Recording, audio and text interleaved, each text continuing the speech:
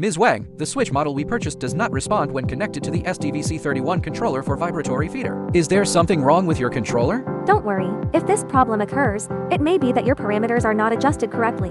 Our SDVC 31 controller has an interface that recognizes the NPN mode sensor by default. If you bought an N sensor, follow the following operations to adjust the parameters.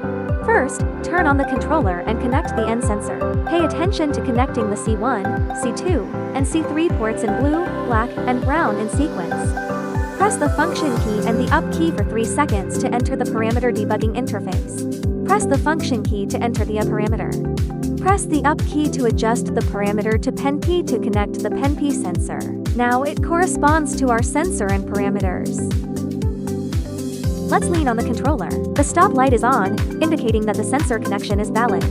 If you encounter any problems when using the vibratory feeder bowl and controller, please leave a message to Ms. Wang in the comment area.